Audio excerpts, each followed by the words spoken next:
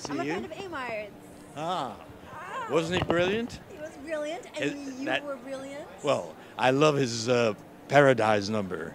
He is marvelous at that. Have you seen him as the engineer? No, I have not, and I have to see him.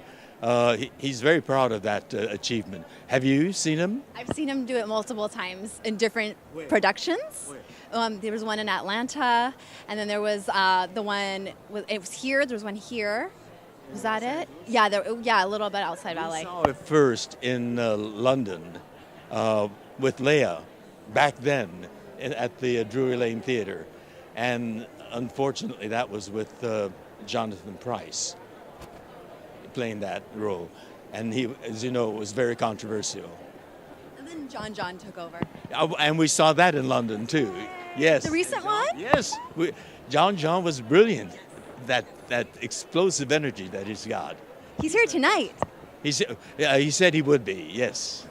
I'm looking forward to seeing him. And we're so happy to be able to talk to you. Congratulations on this evening and for a phenomenal performance and being here, like homecoming in LA.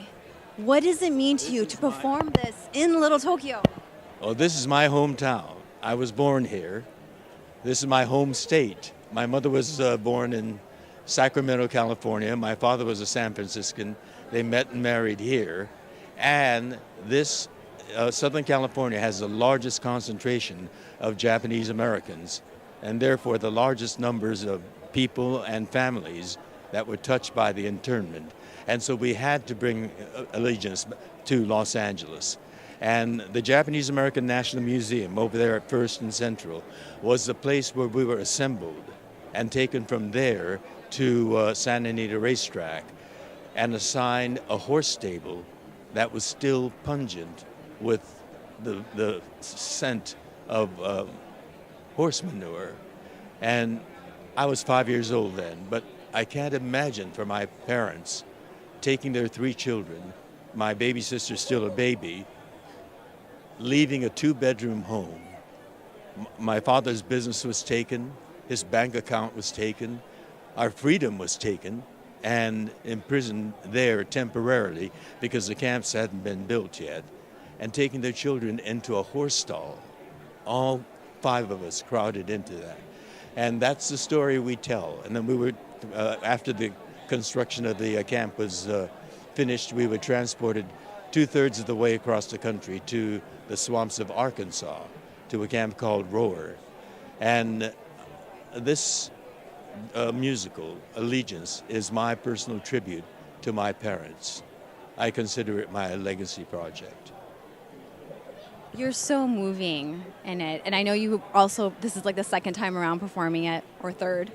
How do you do that every night? You're the way you emote, and like to go there to that place.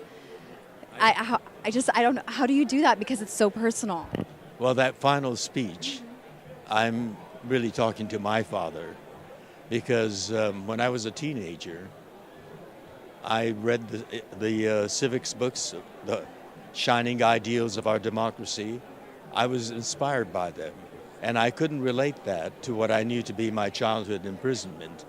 And so after dinner, I had many conversations with my father about our imprisonment, and I learned about American democracy from my father. He said it's a people's democracy, and it's the people who define what our democracy is.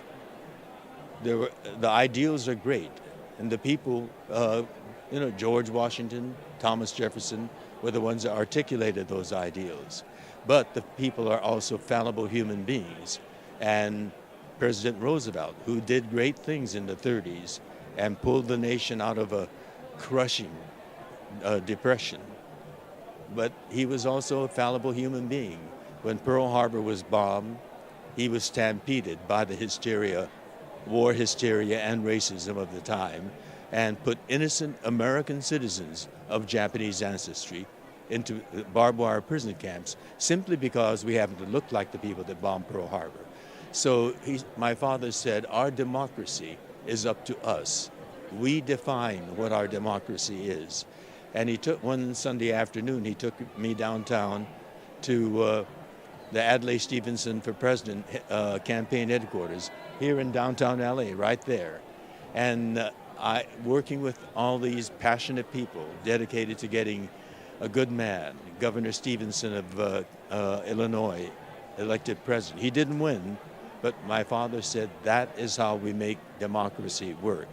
And so this story is a tribute, my personal tribute, to my father, who believed in American democracy despite the outrages that were perpetrated on us. And it's still so relevant today. What are your thoughts on the current climate? We didn't realize how painfully relevant it can be. But now we have another president, a very fallible and a human being with a lot of shortcomings as our president. And he's repeating it all over again, what happened to us. And that's why we find our musical Allegiance so powerfully timely, so appropriate for our times today. There are lessons that have to be learned. What he's saying about immigrants coming from south of the border, this broad brush characterization of people as rapists, criminals, drug dealers. We're all kinds of people. And to say we have to build a wall is an outrage. But that's not what America is about. Or a whole people that subscribe to a religion to say all Muslims are potential terrorists. That's ridiculous. We have Muslims that are doctors, that are teachers, that are soldiers fighting for America, and that kind of that mentality that characterizes the whole people as negative people is not the American way. And so that's the lesson of this musical. And we do it with two love stories. One, a tragic love story, and another, a love story that produces generations that have learned the lessons of the unjust imprisonment during the Second World War. Have you heard, what kind of feedback have you received so far? I know there was preview week. Did you get a lot of responses already from this production? Because we broke... And even the last...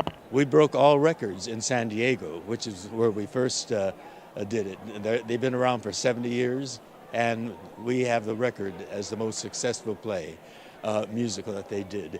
On Broadway, it was a dazzling opening. We didn't have that long run that we were hoping for. And here we are where the story started, in Los Angeles, and my hometown, and I can't be more ecstatic, more delighted for it to be presented in this beautiful Aratani Theatre right here in Little Tokyo, where the story really took place. And so it's a heady evening for me tonight.